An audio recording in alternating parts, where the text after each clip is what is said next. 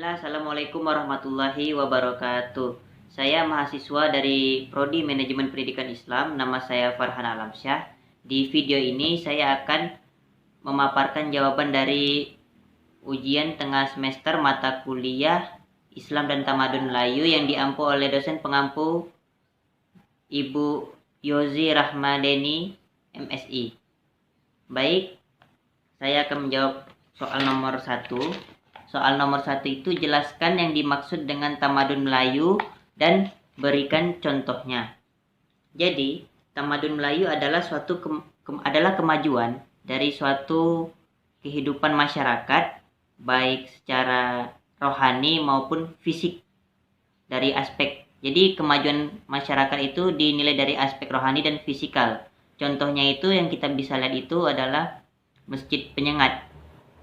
Itu contoh fisik dan juga contoh rohani. Contoh fisiknya apa? Ada nilai peradaban di dalamnya, di mana di Masjid Penyengat itu yang dibuat dari kuning telur merupakan tanda peradaban, di mana Melayu zaman dulu merupakan bangsa yang kaya dan ada nilai rohani pula di dalamnya, yaitu tempat ibadah.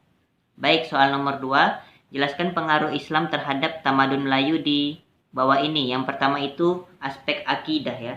Dalam masalah akidah, bangsa Melayu setelah kedatangan Islam meyakini bahwa Allah adalah satu-satunya Tuhan, la ilaha illallah, sebagaimana dalam Quran surah Al-Ikhlas, qul huwallahu ahad. Kemudian dalam aspek kedua itu politik, banyaknya pusat perdagangan dan pusat kerajaan Islam yang muncul dari segi aspek politik. Kemudian dari aspek sosial, pengaruh kelas atas yang berawal dari ajaran Hindu-Buddha belum banyak hilang. Jadi masih banyak ditemui pada zaman Islam berada di Melayu. Atau bisa dibilang belum banyak berubah lah gitu. Kemudian berikutnya dari aspek undang-undang ya. Pengaruh hukum pada aspek undang-undang ini, pengaruh hukum Islam itu lebih kuat dibandingkan hukum adat. Dari aspek undang-undang ini pengaruhnya itu kepada pengaruh hukum Islam. Kemudian yang kedua itu aspek ekonomi. Dari aspek ekonomi ini, bangsa Melayu setelah kedatangan Islam lebih bercorak agraris yang banyak bergantung kepada alam, sumber daya alam, sehingga memunculkan efektivitas internasional, perdagangan internasional. Dan juga bangsa Melayu ini kan banyak tinggalnya di daerah maritim, laut. Jadi aspek perdagangan internasional itu sangat kuat di situ karena daerah maritim dan bercorak agraris begitu. Dan sistemnya itu sistem barter dan juga mata uang ya, dan mata uang tumbuh. Sistem barter dan mata uang tumbuh. Berikutnya aspek kesenian. Kalau aspek kesenian ini bisa kita lihat dari masjid saja lah, contohnya seperti Masjid Penyengat itu, kemudian batu nisan, kaligrafi dan macam-macam.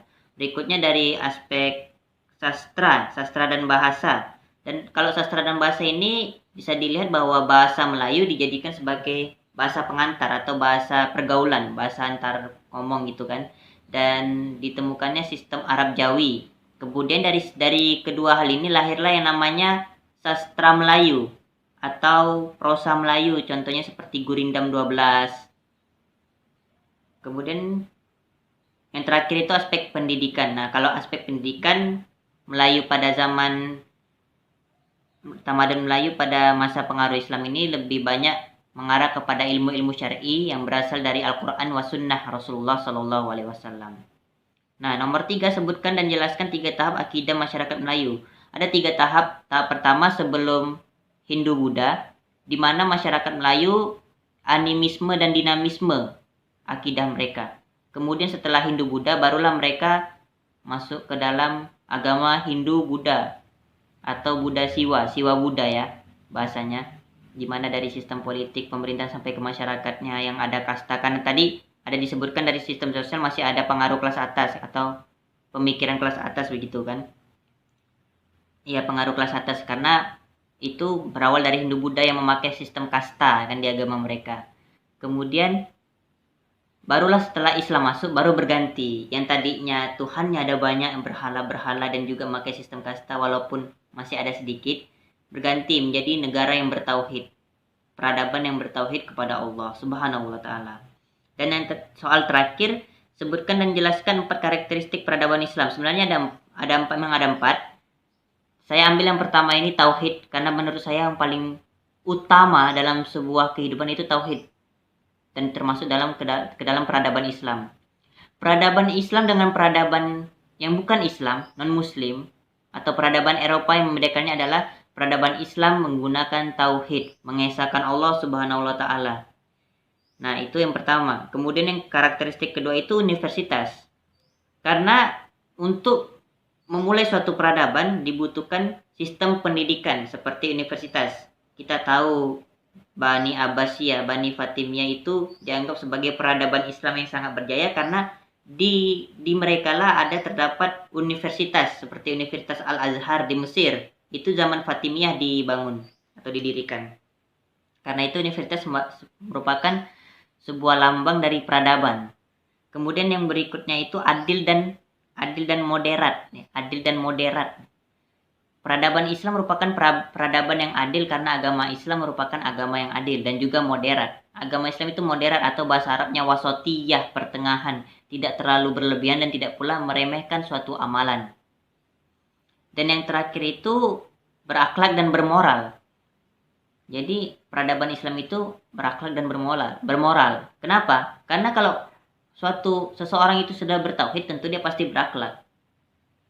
Kalau orang bertauhid tapi dia tidak berakhlak, maka tauhidnya itu perlu diperbaiki. Jadi peradaban Islam itu pasti memiliki akhlak yang mulia, akhlakul karimah dan bermoral, bangsa yang bermoral. Kita lihat saja di Melayu merupakan bangsa yang bermoral. Dari mana kita tahu? Dari Gurindam 12 tadi. Dengan Bapak jangan durhaka supaya Allah tidak murka.